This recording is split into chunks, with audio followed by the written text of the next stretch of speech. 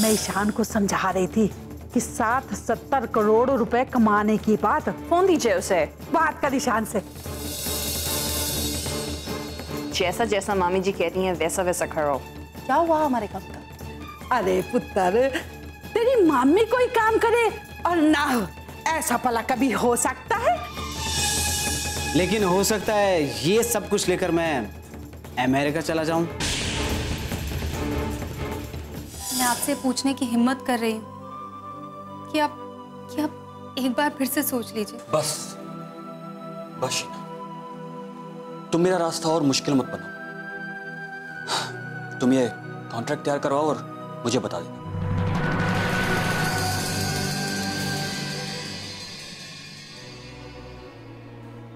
I am sorry sir, I am really sorry.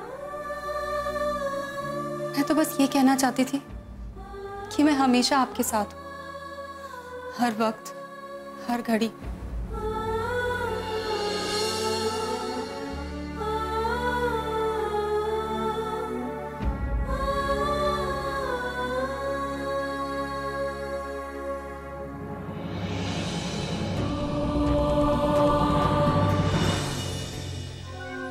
बेटा, मैं बात करता हूं खरी और वो भी मुंह पर। एक छोटी सी बात को पूरा करने के लिए इतना बड़ा कदम उठाना, ये क्या बचपना? इतनी बड़ी कीमत देकर खुशियां खरीदना, ये कहां की अक्लमंदी है बेटा? अंकल, ये अपना अपना देखने का नजरिया है। बल्कि मुझे तो लगता है कि ये खुशियां हमें सस्ते दामों पर मिल रही है। इससे भी ज्यादा अगर मुझे कीमत चुकानी पड़े ना, तो मैं वो भी देने के लिए तैयार हूं। क्योंकि यहाँ सवाल हमारा नहीं, बाबूजी की इज्जत और जुबान का है। एक बार फिर सोच लो बेटा। नहीं अंकल, अब इस मामले में सोचने जैसा कुछ भी नहीं। ये फैसला हम दोनों ने बहुत सोच समझ कर लिया है। गलत फैसला लिया है। तुम लोग अपनी जिंदगी से खिलवाड़ कर रहे हो बेटा। अंकल, ये धन, ये दौलत, ये प्रॉपर्टीज सब आनी जानी चीजें हैं।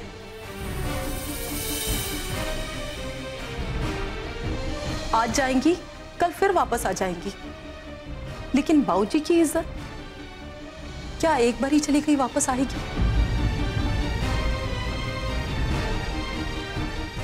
अंकल, ये सब कुछ करके हम बाबूजी पर कोई एहसान नहीं कर रहे हैं।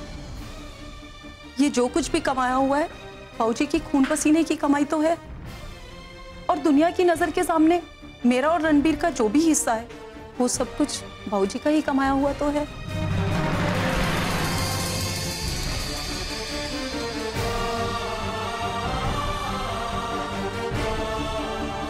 अक्कू ठीक कह रही है। आपको याद है जब मैं पहली बार ऑफिस आया था, तब आप ही ने मुझे कहा था ना, देखो बेटा, इज्जत और मान सम्मान से दौलत कमाई जा सकती, लेकिन पैसे से इज्जत और मान सम्मान नहीं कमाई जा सकती।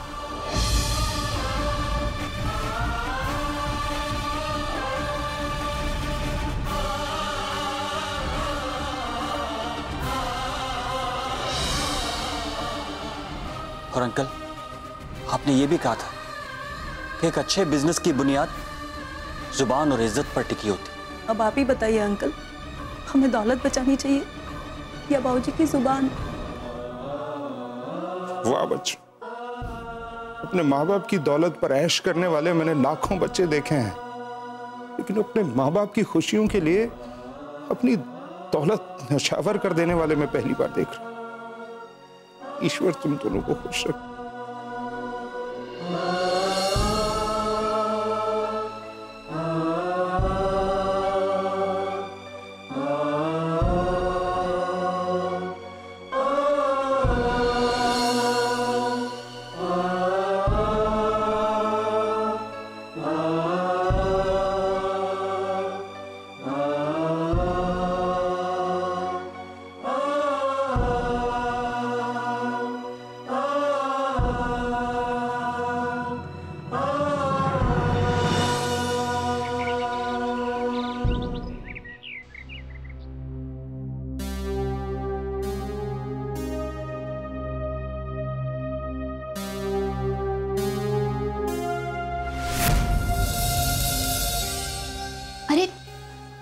क्या कर रही है? तैयार क्यों नहीं हो रही हो अभी तक? तैयार? तू भी ना झल्ली की झल्ली रहेगी कसम से। अरे सब लोग आए हुए हैं ना। दीदी आपको बुखार है, आपको होश नहीं है, आप लेट जाओ। अरे नीचे ईशान आए हुए हैं, वीरेंद्र चाचू आए हुए हैं, शादी की बात चल रही होगी और क्या सोचेंगे वो लोग। अच्छा सुन, मेरा ना वो लाल वाला सूट निकाल के रखना। कहते हैं ऐसे मौकों पे लाल रंग पहनना शुभ होता है। दीदी मैं आपको दवाई देती हूँ। अच्छा रुक, अच्छा एक काम कर, नीचे जाकर सुनकर तो आ कि शादी की कौन सी तारीख निकाली। पक्का वो शादी की बात करने आए होंगे, जाना। दीदी नीचे कोई नहीं है। कोई नहीं? पक्का कोई नहीं? तो फिर शादी की तारीख कैसे तय होगी? मेरी बारात कैसे आएगी? मम्मी जी, मम्मी जी,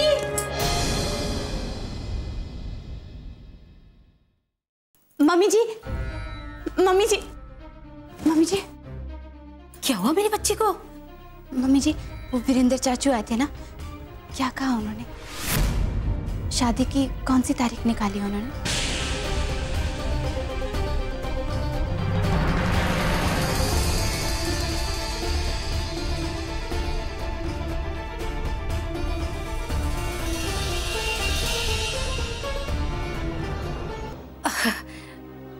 अभी बताया नहीं बेटा, बताएंगे।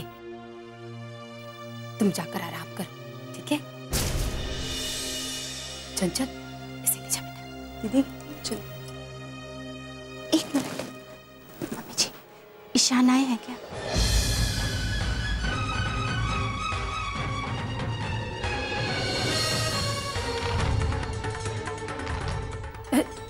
नहीं बेटा, वो आएगा ना तो मैं तुम्हें बता दूंगी, ठीक है? जाओ सो जाओ।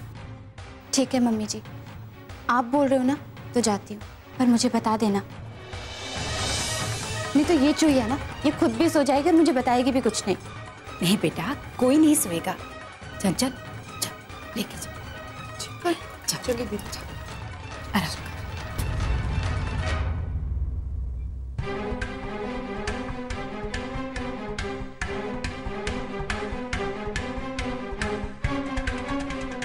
अब इस घर में किसी को नींद नहीं आती बेटा, किसी को नहीं। हे माता रानी, मेरी बच्ची का ख्याल रखना।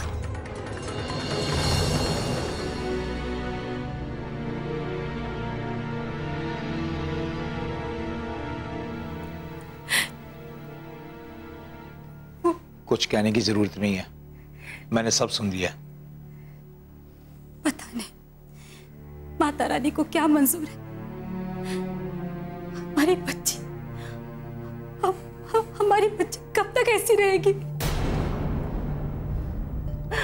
हिम्मत रख हरजीत, सब ठीक हो जाएगा।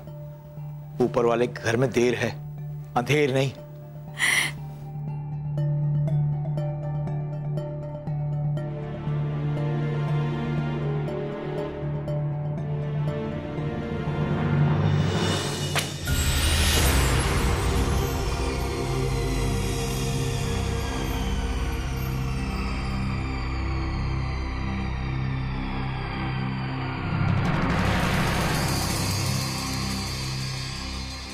इतना सब कुछ कर लिया तुमने और अब बता रहे हो मुझे? बता तो रहे हैं बाबूजी। अब बता रहे हो जब सब कुछ तय कर चुके हो? बाबूजी सिर्फ तय किया है, किया तो कुछ नहीं ना। आप हाँ करेंगे तभी हम अगला कदम आगे बढ़ाएंगे। मत उठाना अगला कदम, मत उठाना।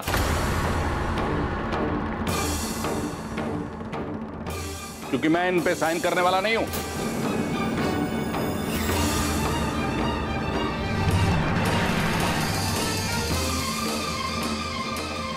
पर क्यों बाबूजी?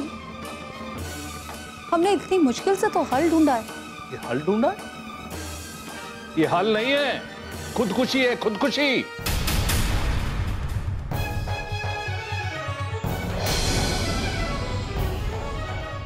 और मैं तुम्हें ये खुदकुशी करने नहीं दूंगा। बाबूजी इसमें गलती क्या है? तुम कहते हो इसमें गलत क्या है, मैं कहता हूं इसमें सही क्या है। क्या सही है इसमें? लेकिन बाबूजी सिमरन की जिंदगी के लिए बहुत जरूरी है। नहीं बेटा, ना, अगर तुम सिमरन की जिंदगी अपना सब कुछ खो के पाना चाहते हो तो ये मुझे कतई मंजूर है।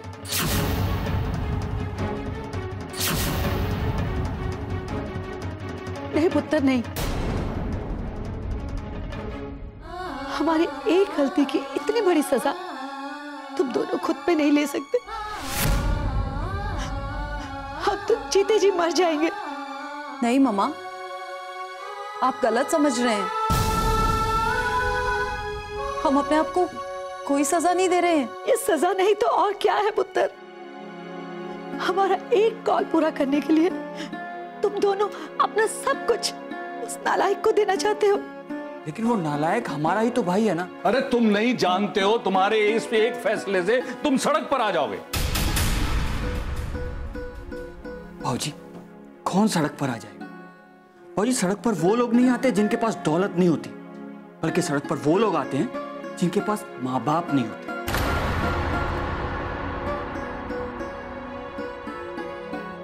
और हमारे पास तो आप दोनों हो ना, फिर क्या प्रॉब्लम है? और देखना बाबूजी, हम और पैसे कमाएंगे, और इस दफा तो हम दोनों आपके साथ, इसलिए पिछली बार से जल्दी पैसे कमाएंगे हम लोग।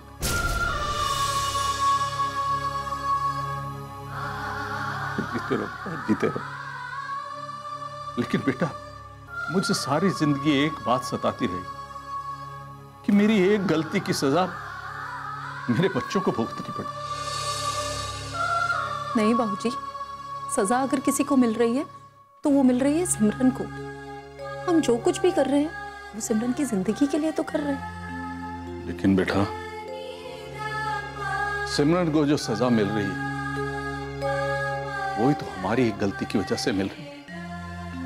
मेरी और बलदेव की दोस्ती जो आज टूटने की कगार पर है, वो भी तो उसी एक गलती की वजह से। इसलिए अगर किसी को सजा मिलनी चाहिए तो हमें मिलनी चाहिए। इसलिए मैं इन कागजात पर साइन नहीं करूंगा।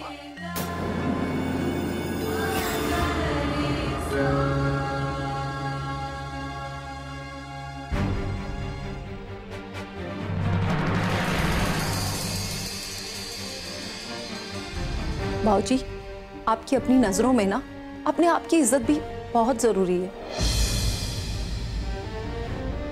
आप प्लीज साइन कर दीजिए।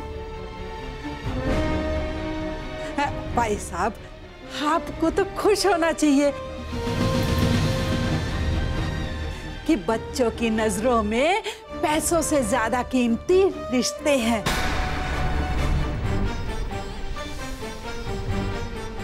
पैसों से ज्यादा कीमती आपकी और बलदेव भाई साहब की दोस्ती है।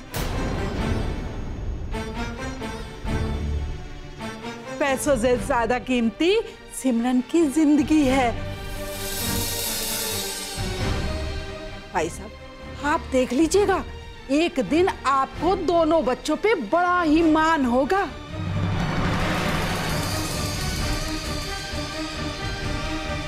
हाँ बाबूजी, आप हमें एक मौका तो दीजिए ये साबित करने का कि हम कोई घाटे का सौदा नहीं कर रहे हैं।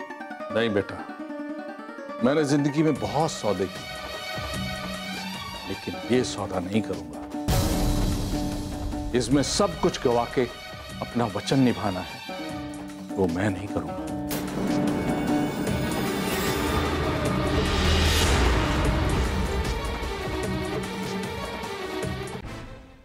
नहीं बाबूजी, आपको पता है आप पहली बार अपनी जिंदगी में गलत बात कर रहे हैं। आपकी मिसाल तो सारे गांव वाले राजा दशरथ के नाम से देते हैं। आपके एक वचन के लिए अपने सारे जायदाद के कागजात आपके नाम कर देते हैं, और आप खुद अपने ही वचन को नहीं निभाएंगे। ये कैसे हो सकता है बाबूजी? बेटा, ये वचन निभाने की जिम्मेदारी तो ईशान की थी। जब वो ही अपना फर्ज पूरा नहीं कर रहा है तो उसकी सजा तुम दोनों को क्यों? कोई सजा नहीं है बाबूजी, केवल एक सौदा है, सिर्फ एक सौदा। 100% घाटे का सौदा है अग्गू बेटा, 100% घाटे का सौदा। इतनी बड़ी कीमत? नहीं, बिल्कुल नहीं। नहीं बाबूजी, आकांक्षा का कहना सही है। हम लोग तो बस वचन निभाने की हमारी परंपरा को कायम रख रहे हैं और उसके सामने ये कीमत सच में कुछ नहीं है। और बाबूजी आप चिंता मत कीजिए, हम कोई घाटे का सौदा नहीं कर रहे। बस आप एक बार साइन कर दीजिए और उसके बाद देखिए इस घर से ये मुर्दानगी ऐसे भागेगी जैसे सूरज को देखकर रात का अंधेरा भागता है। हाँ भाई साहब, बिल्कुल सही बात है। भाई साहब आप भी ना बच्चों की तरह बर्ताव कर रहे हो। साइन करो और स्यापे को खत्म करो। हाँ, जिंदगी में हमेशा आगे की ओर देखना चाहिए। आगे हाँ, आप ही कहा करते हो ना। हाँ बाबूजी, प्लीज अब आप भी साइन कर दीजिए। हमें बदले में कुछ नहीं चाहिए, हमें सिर्फ आपका आशीर्वाद चाहिए। आपका आशीर्वाद का हाथ हमारे सर पर हमेशा बना रहे।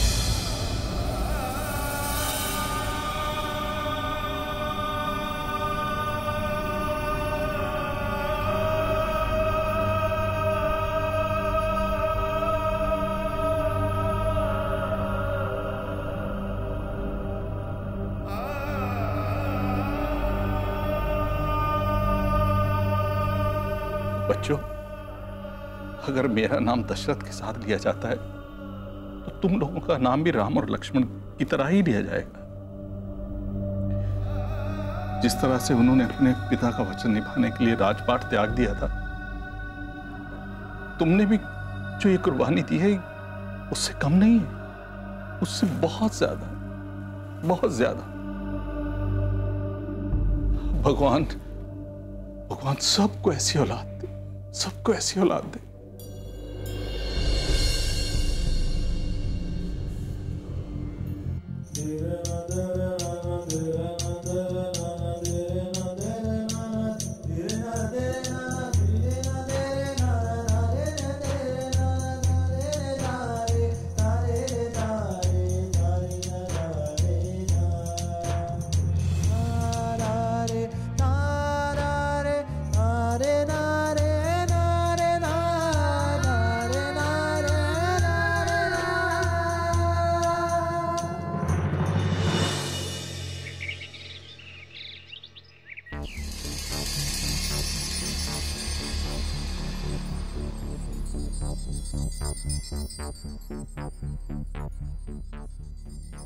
देख लीजिए भैया, बाबूजी ने साइन कर दिए हैं। सब कुछ वैसे ही जैसा आप चाह रहे थे।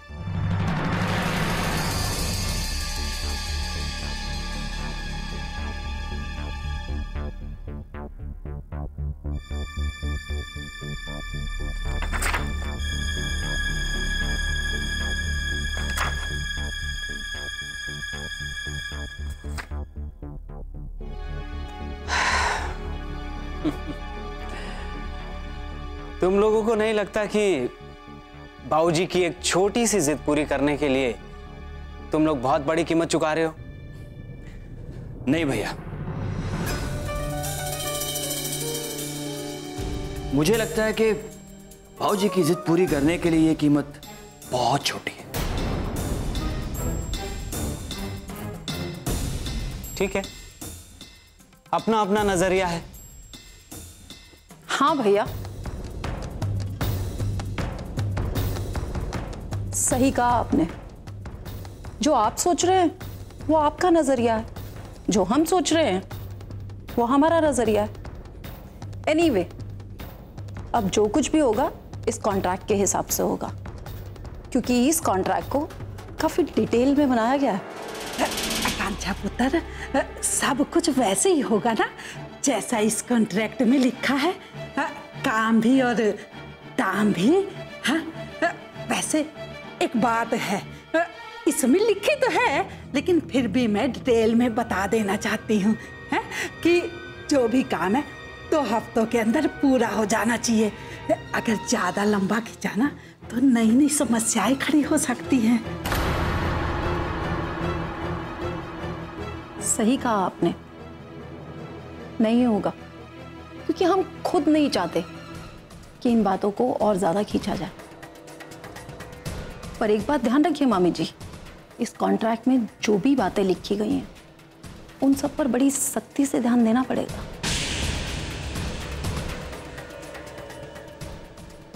यानी कि सीक्रेट जानती है ना, गोपनीय है। मैंने सारे पहलू देख लिए हैं। और आपको सब पहलू मंजूर है? मंजूर नहीं होते तो साइन नहीं करता। वैसे मेरी समझ में एक बात नहीं आ रही है कि अगर सिमरन डिप्रेशन में है तो उसे डॉक्टर के पास ले जाओ, उसका इलाज करवाओ। ये जो आप कर रहे हैं मुझे नहीं लगता कि ये सही है। ये जो कुछ भी हम कर रहे हैं ना, यही उसका इलाज है, ना कि वो कि हम उसे रोज नई नई दवाइयां देके और डिप्रेस कर दें। और वैसे भी हम किसी की जिद पूरी करने के लिए ये सब नहीं कर रहे हैं, किसी की जिंदगी बचाने के लिए ये सब कर रहे हैं।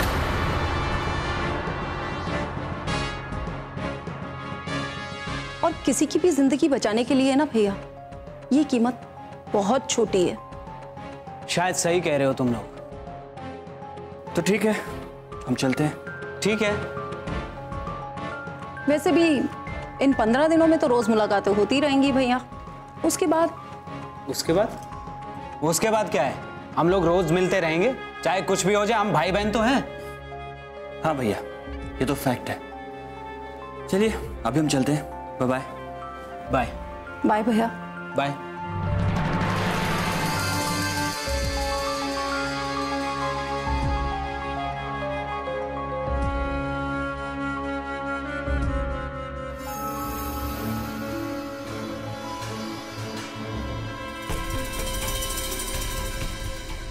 मामी जी, सब वैसे ही होगा ना जैसे हमने सोचा है?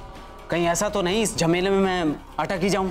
अरे मेरे भांजे, तेरी ये मामी भला तुझे कहीं अटकने देगी?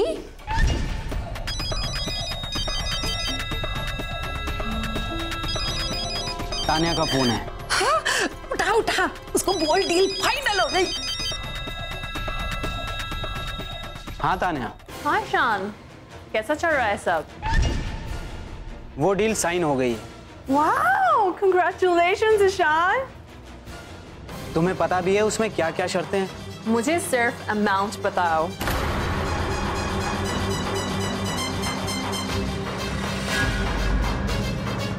आप मुझे धोखा देने की प्लानिंग कर रहे थे? नहीं नहीं, मैं वो मामी जी ने कहा तो। उसके आगे सोचा है कि क्या होगा? नहीं। डर लगता है उसके आगे सोचने में? नहीं, डर कैसा? डर इस बात का